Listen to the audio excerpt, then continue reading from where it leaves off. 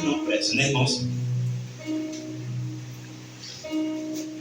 Estamos, irmãos, diante de uma palavra conhecida, a tentação de Jesus, onde o diabo ele tentou com as suas artimanhas, com o seu jeito de querer desbaratinar Jesus do seu ministério, né? E Jesus, ele cheio do Espírito Santo e pelo Espírito Santo conduzido ali ao deserto, ele rebateu o inimigo com a palavra. Aqui Jesus já nos ensina, né, irmãos? Mas fazer uso da palavra, porque a Bíblia vai nos dizer que Jesus ele foi até João, veio da Galileia, foi até João, onde João estava no rio Jordão, batizando. E quando Jesus chega até o profeta João, pede para ser batizado. Vem aqui, vai olhar para o Senhor. Vai olhar para o Senhor. Está vendo? Não tem. Então, o senhor está tão alegre assim. Isso contagia o pregador. Então, quando Jesus chega para João, ele declara que era para ele ser batizado para se ele cumprir a escritura. E João diz: eu necessito ser batizado e vem a mim. Mas Jesus: não, vamos, me batiza porque eu preciso cumprir a escritura. E o texto vai dizer que quando João batiza Jesus, o Espírito Santo desce sobre Jesus e uma voz do alto dos céus, está no versículo 8 do capítulo 4, diz: esse é meu filho amado, em quem me compraz, em quem tenho prazer, né? Em quem eu confio. Nessa missão. Em seguida a Bíblia vai dizer que ele foi conduzido. Irmãos, eu quero falar aqui nessa noite sobre começo. Tudo no começo é difícil. Sabemos que Jesus começou o seu ministério com 30 anos e só a partir dos 30 anos é que ele vai exercer o seu ministério. Depois dos 30. Então é quando ele é batizado, ele completa 30 anos, porque era assim antigamente a lei do sacerdote. Então quando ele completa 30, ele vai lá ser batizado para começar a iniciar o seu ministério. Só que ao iniciar, nós sabemos que tudo que está ao nosso redor, na nossa vida, no começo sempre é difícil. O primeiro emprego, quando você vai ao primeiro dia, é difícil, né? Tudo é novo, né?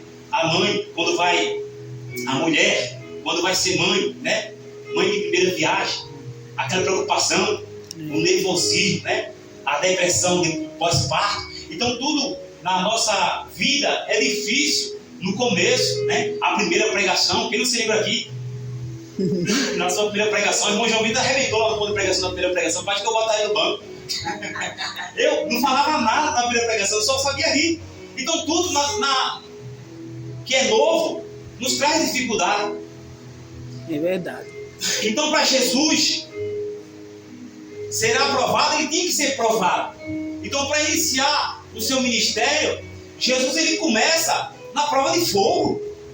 Porque, como nós lemos aqui na escola bíblica dominical, domingo, né? Pela manhã, Jesus teve uma vida comum, simples, como a minha e a sua, passando pelas etapas da vida. Só que aqui Jesus está com 30 anos e para iniciar o seu ministério, ele tem uma batalha espiritual. A Bíblia vai dizer que ele, tendo jejuado 40 dias e 40 noites, teve fome. E nessa fome, aí chega o tentador. Porque Jesus precisava dar início ao seu ministério. E não é diferente dos nossos dias, irmãos. Pode olhar para os nossos dias, para o contexto da nossa igreja. Desde quando nos abrimos, nós ainda estamos engatinhando. 2, 3, 4, 5 anos vai ser começo. Então não vou dizer para os irmãos que tem sido fácil o nosso início.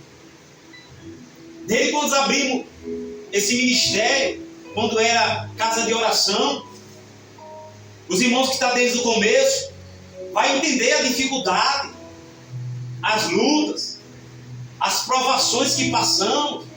No meio da caminhada, muitos ficou para trás, como alguns irmãos já passou por esse ministério, quer dizer, a casa de oração, hoje mais não, porque a Igreja Missionária Paz e Vida, muitos ficaram para trás, não aguentaram o processo, não entraram em acordo, porque se tem dois que não estão de acordo, não vai prosperar. Então muitos vinham com uma visão, quando chegava que tinham uma visão, e ficaram para trás, E tudo no começo é difícil. No começo, Deus, Ele nos põe à prova. Não foi diferente de Jesus. Para iniciar o seu ministério, Ele precisava passar por um processo de provação. E nós somos assim também. Deus, quando Ele tem para nos entregar algo, irmão, Ele precisa nos provar. Deus precisa nos examinar o que está no nosso coração. Deus precisa colocar você à prova. Deus precisa enxergar o que está no seu coração. Deus precisa levantar situações para ver como você se sai.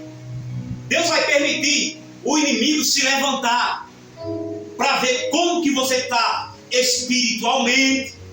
Deus vai permitir os vendavais da vida para ver como está o seu barco. Se quando está entrando água, você está tirando água, ou se você está pulando do barco. Deus vai permitir o vento, porque isso são coisas que vai acontecer no começo do nosso ministério. Não diferente de Jesus. Você vê quando Jesus chamou os discípulos logo no começo, já teve uma tempestade, teve um barco. Paulo já caiu cego, foi provado por Jesus, porque me persegue. Jeremias teve suas provações e teve medo, disse: eu sou uma criança, diante daquilo que Deus tinha para a vida dele. O profeta Jeremias diz: eu sou uma criança, eu não sei falar, eu não sei como ir, como chegar. Só que Jeremias também estava passando pelo processo do início. E assim é nós. Quando vamos para a escola pela primeira vez, tudo é difícil. Eu me lembro que eu não sabia ler, não sabia escrever, e a professora muitas das vezes pegava na minha mão para ensinar. Faça assim, ó, mandava caligrafia para eu copiar as letras. Mesmo dando as letras lá, eu não conseguia fazer. Eu era ruim de escola, irmão.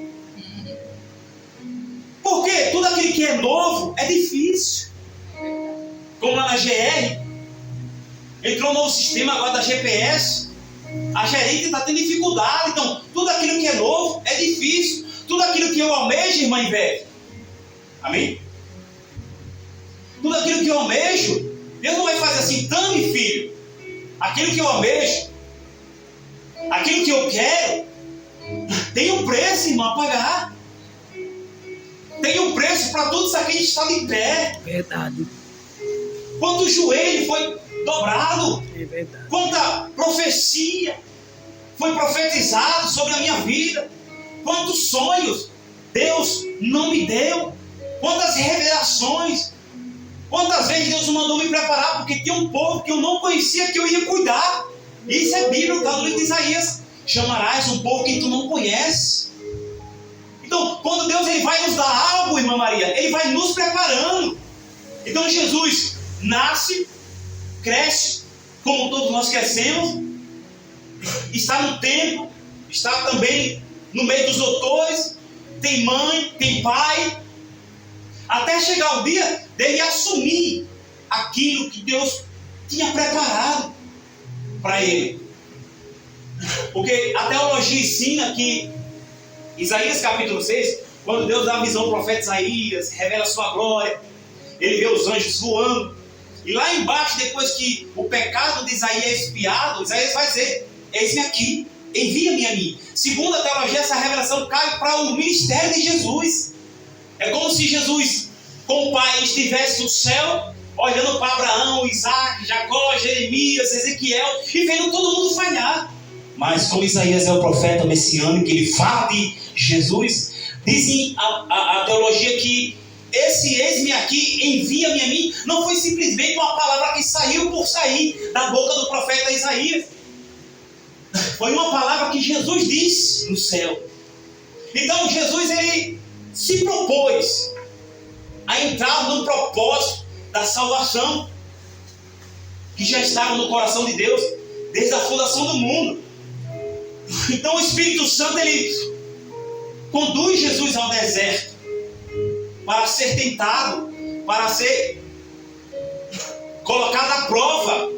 Porque se naquele momento do deserto, irmão Daniel, Jesus falhasse, você estava perdido. Se eu falhar, alguns aqui podem se perder. Outros não, tem maturidade, vai procurar uma igreja para congregar. Vai arrumar outro ministério, quem sabe até fundar um. Mas muitos podem desviar, cair. E se Jesus não passasse pelo processo da tentação, se Jesus não passasse pelo jejum, se Jesus não passasse pelo que ele passou no capítulo 4 de Mateus, talvez nós estaríamos perdidos. E o diabo, muitas das vezes melhor do que muitos crentes, conhecedor de Bíblia. Parece que eu vejo Jesus dizendo: tu pecaste desde o princípio, foi achada iniquidade em ti, tu caíste de lá, agora estou aqui cara a cara contigo, não, para nós ter uma conversa. Parece que isso eu imagino, irmão, né? No meu pensamento de pregador, pensamento falho. E agora, não mais como um anjo de luz, mas agora como um anjo caído, que perdeu o brilho, né? Conhecido como a estrela da manhã também, o inimigo. Agora está a cena no deserto. Jesus jejuou, carnalmente ele está fraco, seu espírito está forte. Está o diabo e está Jesus. Ali começa a batalha, porque Jesus entendia, e eu entendo, que se naquele momento, mesmo Jesus tendo jejuado 40 dias e 40 noites, depois teve fome, como diz o texto, se Jesus falha, toda a raça humana estava perdida. Então o diabo ele me lança a proposta, porque é assim. Se tu és, lança dúvida, se tu és, essa é uma dúvida que mata a nossa fé. Porque a gente diz: será se é Deus? Será se foi Deus? Será que eu faço? Essa dúvida mata. Então, na sua agenda aí, tire a palavra se, será, não sei se vai acontecer. Começa a tirar isso das suas orações. Ah, Senhor, se o Senhor fazer. Ah, Senhor, será se vai acontecer? Não, irmãos, tira isso. Porque quem lançou, se tu és, olha aí, irmãos, ele sabia que Jesus era o Filho de Deus. Se tu és o Filho de Deus, transforma essas pedras em pães. O inimigo, ele vai de encontro à necessidade do Filho de Deus. Ele vai de encontro àquilo que está lhe faltando. Porque na verdade o Espírito está pronto. Espiritualmente falando, Jesus ele estava preparado, mas como o diabo não tinha poder espiritual para derrotar Jesus no reino espiritual, ele quis pegar Jesus aqui embaixo. Se eu não consigo derrotar ele como Filho de Deus, como o maravilhoso, o conselheiro, o Pai da eternidade, o príncipe da paz, aquele que quando eu estava lá na região coral, eu via ele ao lado do Pai dele. Se eu não consigo derrotar ele na área espiritual, aqui no campo espiritual, eu vou pegar ele na fraqueza dele. E tendo jejuado 40 dias, 40 noites, ele teve? Ele estava fraco. Agora o diabo está entrando na área da carne de Jesus. O diabo não tentou ele no espírito, tentou onde lhe fazia falta. Transforma essas pedras em pães. E pense um bicho que sabe da palavra. Pense um cara que tem conhecimento, esse ser caído.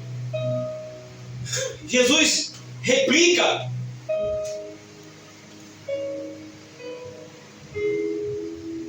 E chegando-se ele, o tentador disse: se tu és filho de Deus, manda que essas pedras se transformem em pão. No 4 ele responde, 4:4. Ele, porém, responde e disse: está escrito, nem só de pão viverá o homem. Jesus disse que está o quê? Escrito. Vamos lá. Deuteronômio 8:3. O que foi que Jesus está pregando para o diabo? Deuteronômio, pode abrir, irmão. 8:3. Deuteronômio 8:3. Jesus vai aplicar a palavra dentro da palavra. Porque o que Satanás está escrevendo, está pedindo para Jesus fazer, é o que está na palavra. Se tu és o Filho de Deus, ele sabia. Transforma essas pedras em pão. Ele sabia que todo o poder foi dado no céu e na terra em Jesus. Então ele podia tentar Jesus com a própria palavra. Deuteronômio 8:3. Pode ler? Com certeza. E te humilhou, e te deixou ter fome, e te sustentou com maná, que tu não conheceste, nem teus pais conheceram, para te dar a entender que o homem não viverá só de pão, mas que de tudo o que sai da boca do Senhor viverá o homem. Viverá o homem. Olha aí, irmão. Você está achando que Jesus está falando essa palavra pela primeira vez? Ele está pregando o que já está escrito. Olha lá. E te humilhou. Lógico, ele está falando do povo no deserto. Que Deus permitiu o povo passar o que passou no deserto. E diz, e te humilhou, e te deixou ter fome, e te sustentou com um maná que tu não conhecia, nem teus pais os conheciam, para dar a entender que o homem não viverá só de pão, mas de tudo que sai da boca de Deus. Se o diabo tem conhecimento, quer pregar Jesus pela palavra, Jesus vai na palavra também. Aleluia. Se Jesus fez o uso das escrituras, e por que você não faz o uso das escrituras na sua vida? Por que você não põe a palavra em primeiro lugar? Porque se precisa de libertação, tem que ser pela palavra. Se precisa de renovo, tem que ser pela palavra. Se precisa de um conselho, tem que ser pela palavra. Se quer orientar a sua casa, é pela palavra. Mas não, a gente vê as coisas acontecendo no nosso dia a dia, assim como Jesus foi tentado na área que ele estava mais fraco, que foi fome. Usou a palavra, mas nós não. Nós vemos as coisas acontecerem e não usamos a palavra.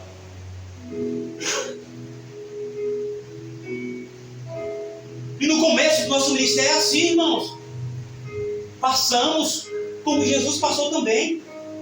Essa foi a primeira tentação. O texto vai dizer aí, a partir do versículo 5, Mateus 4. Então o diabo levou a cidade santa e colocou sobre o pináculo do templo e disse, se tu és o Filho de Deus,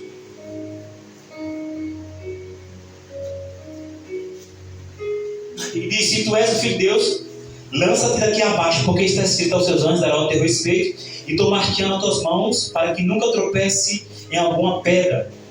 Disse, também está escrito, não tentarás o Senhor teu Deus. Você está vendo, irmão? Pela segunda vez o diabo está usando a palavra. Parece que o diabo está querendo ensinar Jesus. Jesus diz, também está escrito. Porque não tem irmão e tem pessoas que chegam assim, pregando a palavra. Quando você fala algo, aí eu falei, você entende, viu? A palavra fala assim. Aí eu digo, mas a palavra também manda você se converter, terra seca. Porque é os ímpios que amam dar lição dos crentes. É verdade. Trabalhando com você, parece só que é uma falha sua, irmão. Isso acontece comigo. Está andando com você, está falando porcaria, você está com o ouvido fechado, você está vigiando, aí dá pouco você solta uma palavrinha. Aí eu falei, você não pode falar isso não, você viu? Aí eu digo, Satanás, diabo, com que moral não tem para me repreender? Porco, sujo, bode, rebelde, afastado, merecedor da ira. Porque aquele que não aceita Jesus, está preparado, a ira de Deus vai cair sobre ele. Isso é livro de Apocalipse, sabia? Vamos estudar o Apocalipse para nós entender a ira de Deus que vai vir sobre os homens que rejeitam a graça, que rejeitam o sacrifício de Jesus. Aí o cara está sujeito à ira, está na prostituição, no pecado, vivendo uma vida de porcaria. Ele repreender você porque teve uma falha. Foi o que Jesus fez, olha, também está escrito, viu? Se ligue, viu? Também está escrito assim. Não tem, irmãos, aqueles profetas que acham que sabem toda a verdade? Aí você vai, vigia, viu? Vigia, que eu estou sondando a tua profecia, viu, profeta? Julgai profecia, não profeta. Então, vem profetizar dizendo que é Deus, mas aqui também tem Deus. E aí Deus vai fazer cair por terra a mentira e levantar a verdade. Porque Deus não é Deus de confusão. Deus está dizendo assim para a tua vida. E sobe. E esse mesmo, você lá. Aí você ali. Irmãos, eu vou dar um conselho para os irmãos. Na hora da profecia, não glorifique. Por que, pastor?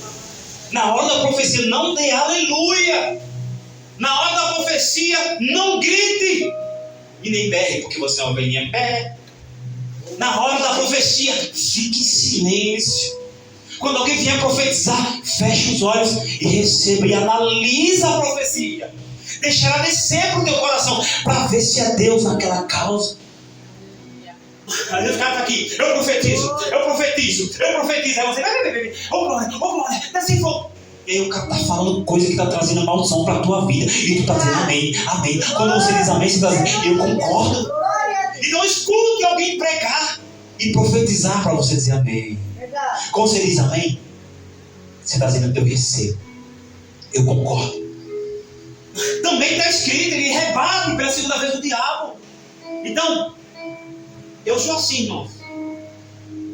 Às vezes, uma vez uma pessoa me perguntou bem assim e disse: por que alguém vai profetizar para você e você fica calado e você fecha os olhos?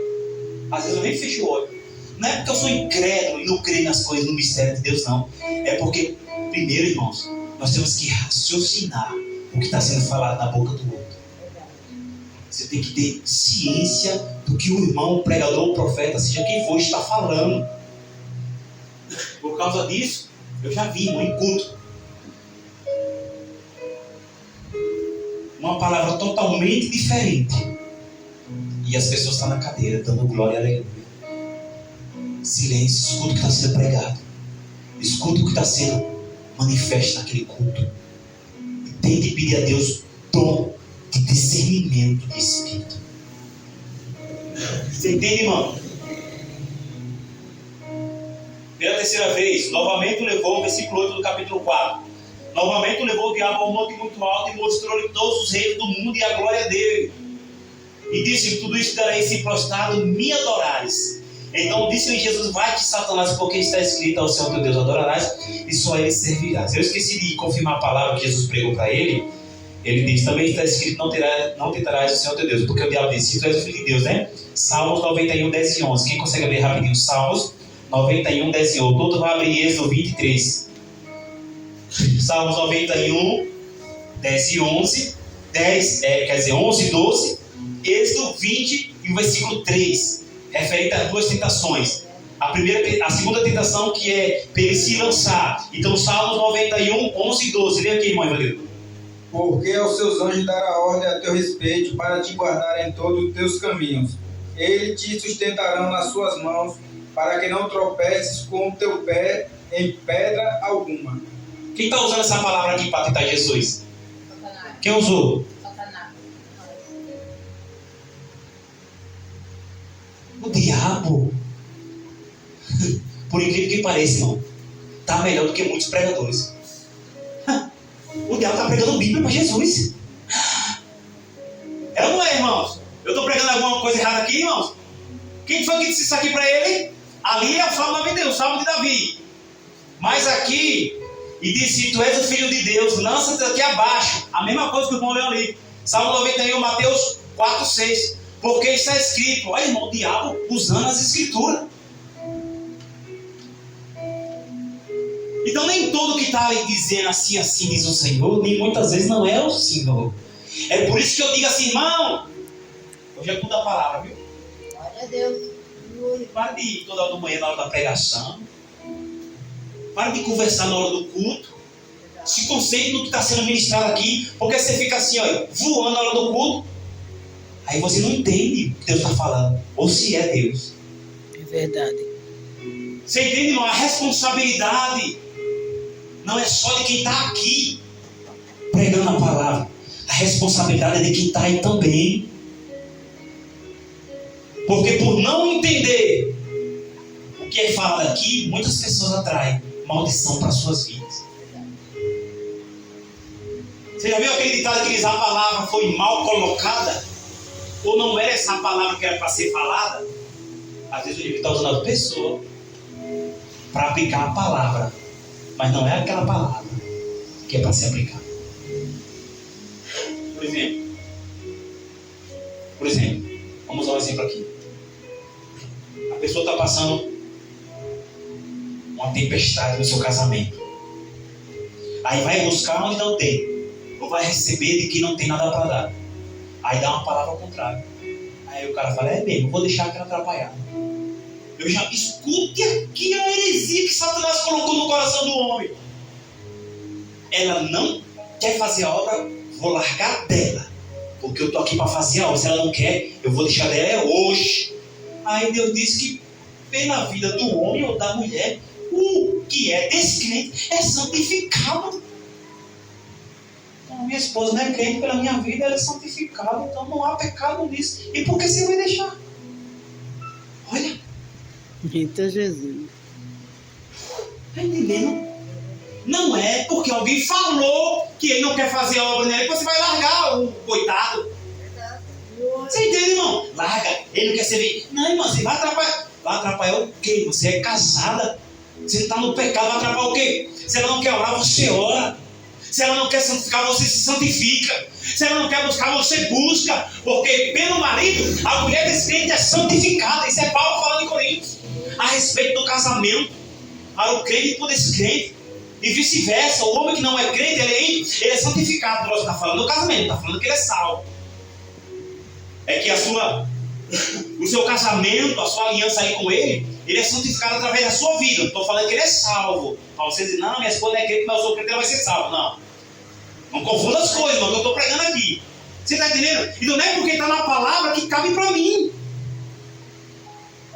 Eu já vi, irmãos, pregadores dizer assim, irmãos, Deus está dizendo, vem aqui, irmão.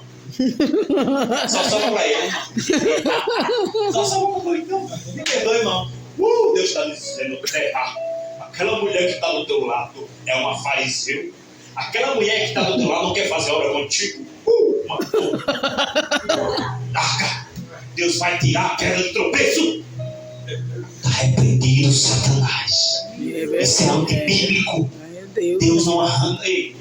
Deus não separa ninguém. Deus instituiu a família. Se ele não é crente, continue orando para Deus fazer a obra. Mas não deixe alguém vir com uma palavra, dentro da palavra, enganar você, irmão. Eu já ouvi isso. Vai tirar ela, que ela é uma pedra. Não é não, irmão. Ele é um motivo para fazer você orar mais. Verdade. Ele é um motivo para você buscar mais pela sua família. Verdade. Aí o diabo quer separar usando a palavra. Você entende, irmão, isso aqui? O diabo está pregando Bíblia para Jesus. Quanto mais para nós. Que não jejuou nem um dia, quanto mais 40. Jesus tinha um preparo. E está ouvindo Bíblia no ouvido dele. Se Jesus não fosse, Jesus caía. Às vezes nós caímos, nós passamos batido. Eu não entendia, mas como assim as pessoas são casadas e Deus vai tirar o cônjuge porque é pé de tropeço? Não estou entendendo. Aí quando eu fui para Coríntios, Deus para Coríntios, né? Coríntios não, vai para Coríntios. Coríntios bateu nos Santos, não vai dar bom. Quando eu repare ali na Bíblia, porque você escuta as coisas, você fica com o pé atrás. Eu sou um pastor, eu sempre fui, mesmo a ser pastor, eu sempre fui com o pé atrás com os pregadores. Ainda mais esses que vêm assim, ó.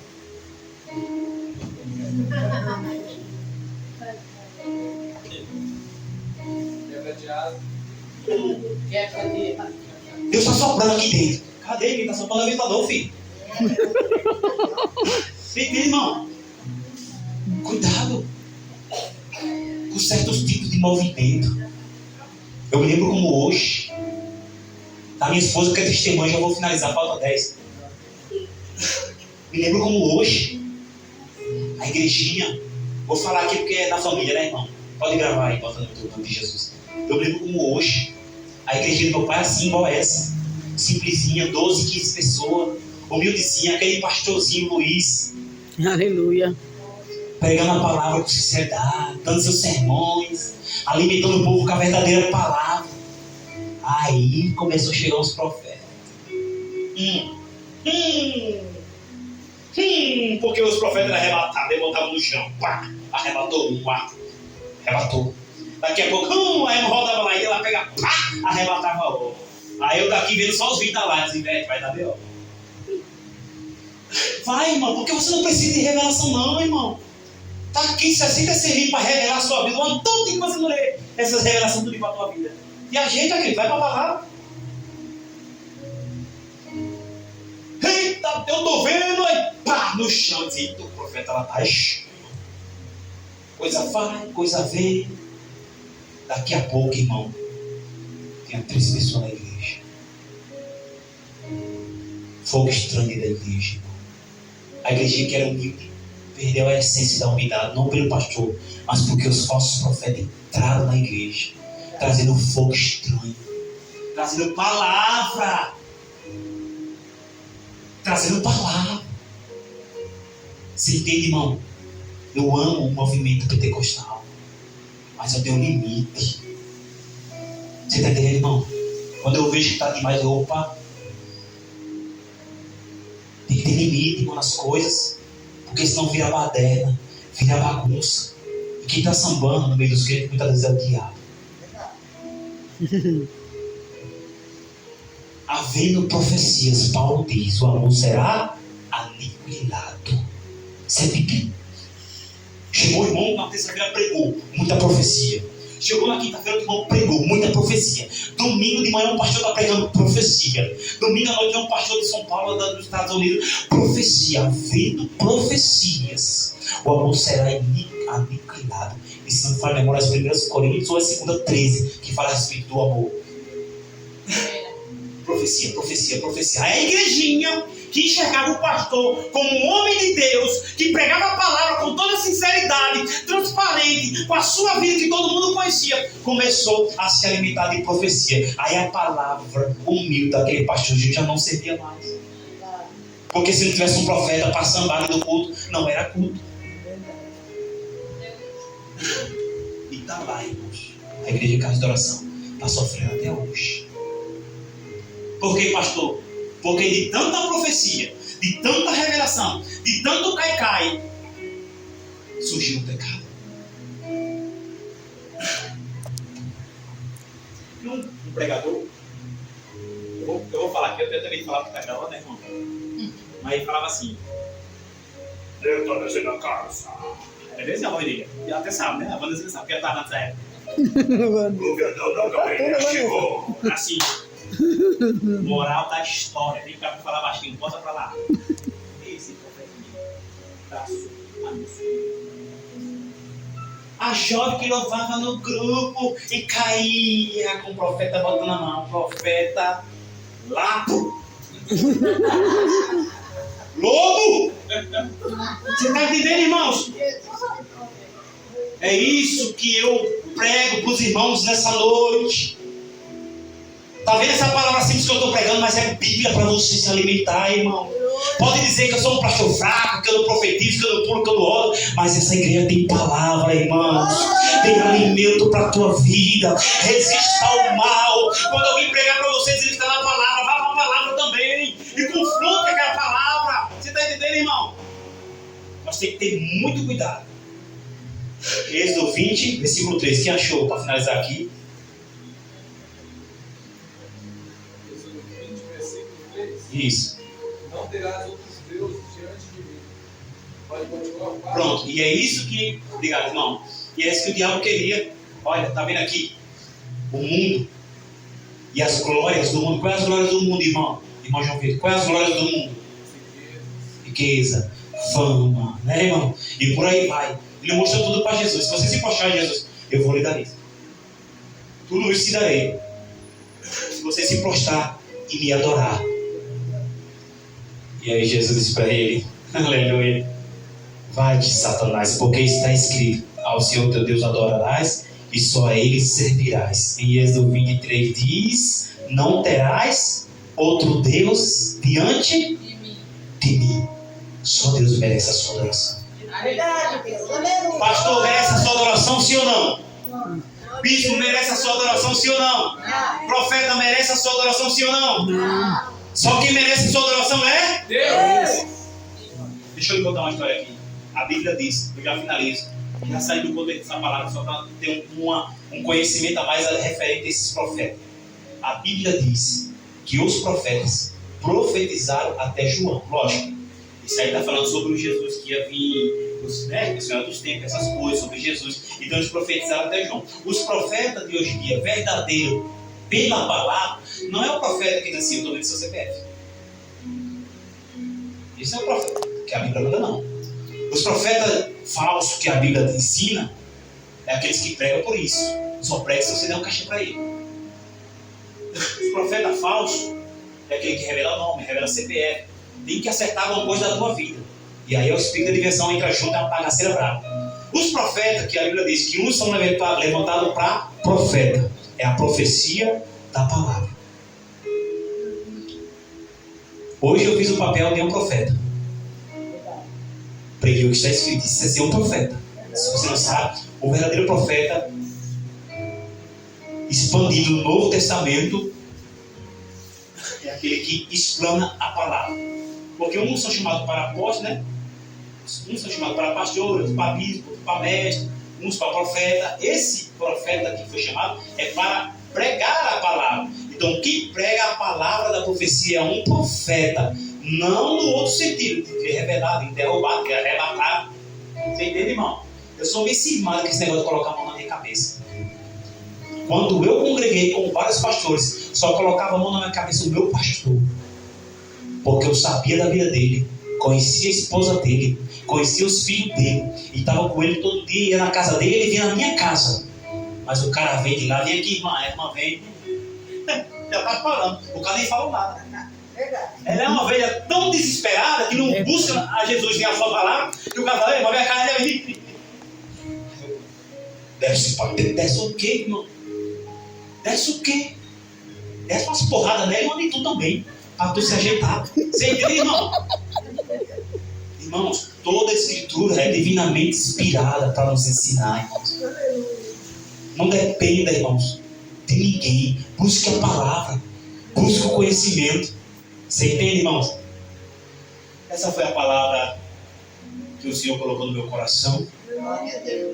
Então, irmãos, recapitulando, cuidado para o inimigo não te enganar com a própria palavra. Duvide. Você entendeu? Duvide quando alguém prega alguma coisa para você no seu privado, no seu particular. Mas assim está dizendo o Senhor. Assim está dizendo o Senhor. Uma época que eu convivia com a mãe do meu filho, eu cheguei a casar. Então. Eu fui para a igreja louvar. Me perdoe, eu não tinha conhecimento e me dava uma oportunidade, eu gostava de cantar e lascava a voz lá. Aí eu estou cantando, olha o bafafá, irmão. Eu cantando lá, louvor de J Neto, que eu amo os louvores de J Neto. Quando eu abro meu olho no meio do louvor, tem uma mulher assim, ó. Eita Jesus. Mas assim, nada contra, irmão. Quem tem um aviãozinho da asa quebrada, hoje quebrou a asa e ele ficou pedindo assim, não tem nada contra. Nada contra isso aí, não estou pregando contra isso não. Deus lhe usa, você sai correndo para a rua, Deus lhe usa, você, né, vira assim, põe os pés na parede, cada um com as suas emoções. Não tem nada a ver com as emoções do seu coração. Tem irmãos assim, vai a glória, a glória. Daqui a pouco a pressão explode. A pressão, irmão, da pressão. Pressão da pressão. Ela mandou eu abrir a mão. Aí ela rodava, eu abri a mão. E eu abri a mão. Eu não sabia, não tinha conhecimento. A gente sofre e perece por falta de conhecimento. Eu era meio que novo convertido, mas beleza. E eu vivendo, calma, com meu filho lá, irmão, vivendo. Aí ela falou assim: Deus está preparando uma varoa para você. Se agora não pegou. Se eu dissesse para a mulher que Deus está preparando uma varoa, e agora? Jesus, como é que vai ser negócio? Deus está preparando uma varoa. Eu fiquei nervoso, mano. Eu não sabia o que fazer. Se eu vi uma varoa em casa e Deus estava preparando uma varoa, se agora é uma mulher, agora virou Salomão. Eu não sabia o que fazer. Jesus. Aí guardei aquele para mim. E os irmãos vivos, o pastor vivo, a missionária viva, ninguém falou nada. E a outra varoa está sendo preparada. Você entende, irmãos? O meu maior medo, irmão, é que essa igreja fique uma igreja banalizada por falsos profetas, escarnecedores da palavra. É por isso que eu digo, irmão, você quer pregar, pregue 10 minutos, mas pregue Bíblia, pregue palavra. Seja, às vezes, irmão, a gente quer enfeitar demais. Não, eu dou conselho para os irmãos. Hoje é quando a palavra, é quando ensino. Faça um feijão com arroz, filho. É tão simples você abrir aqui, cantar uma ou duas da harpa, ler a palavra oficial, fazer a oração, chamar os irmãos e passar para o pregador. Não invente não, meu irmão. Quem há de trazer outro evangelho, a Bíblia diz, até os anjos, se apresentar outro evangelho, é falso. Aí a gente quer inventar umas coisinhas aqui.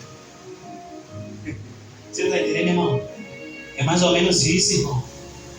Porque hoje eu vejo aí, irmão, pelas 9 horas, eu vejo pela internet uma patifaria das igrejas. Você entende? Então isso me incomoda porque eu conheço a verdade. E quem conhece dificilmente vai ser enganado. Ninguém consegue enganar um advogado dentro de direitos, porque o advogado é formado em direito. Ninguém consegue enganar o juiz dentro das leis, porque o juiz sabe e conhece as leis. Ninguém vai lhe enganar, porque você conhece a palavra. Então quando o falso vem, a verdade está em você, você enxerga. Quantos passou por aqui, irmão? Aí chegava para mim contando uma história triste. Ah, pastor, isso aqui é para meu irmão, tá certo, tá certo. Aí quando dava as coisas eu falava, te ajeita, rapaz. quer enganar eu, é que na vida dessa escola eu já fugi. Não adianta, irmãos. Muitas coisas me falam. Entra aqui, eu analiso, eu falo no meu íntimo, eu digo, mentira. Pastor. Mentira.